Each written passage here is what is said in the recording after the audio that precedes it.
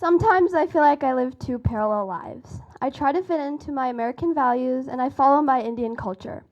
To me, it feels like I'm Spider-Man. I have two identities.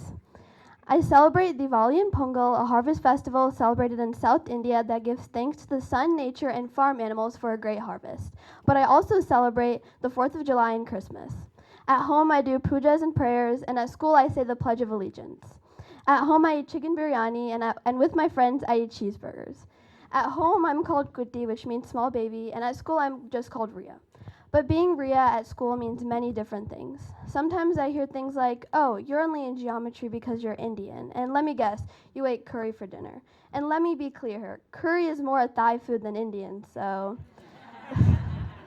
And by the way, I was born here, and I am as American and as anyone else in this room.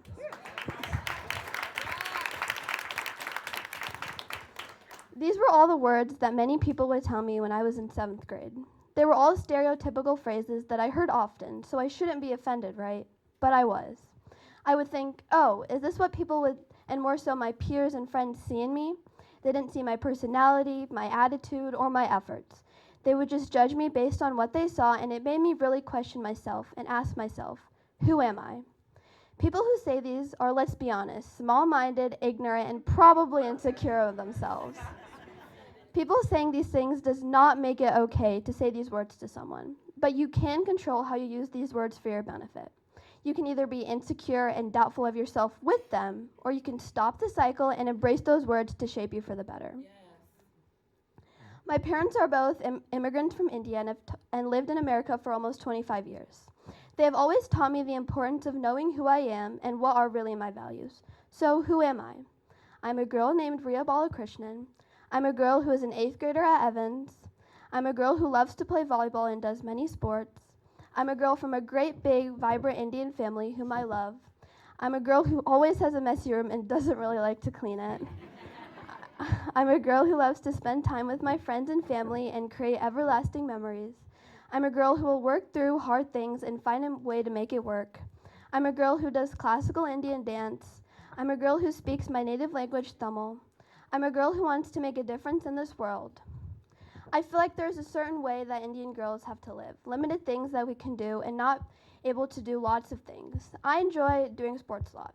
I do sports and I also do track. I also used to be a competitive gymnast and it was my favorite thing ever.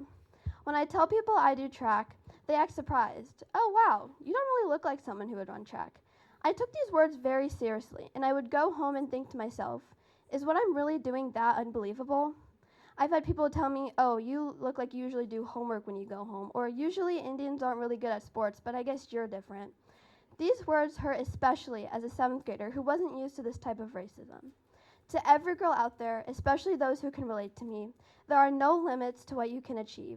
Don't let anyone's negativity or doubts hold you back. Haters gonna hate, but their words should never define you or your journey.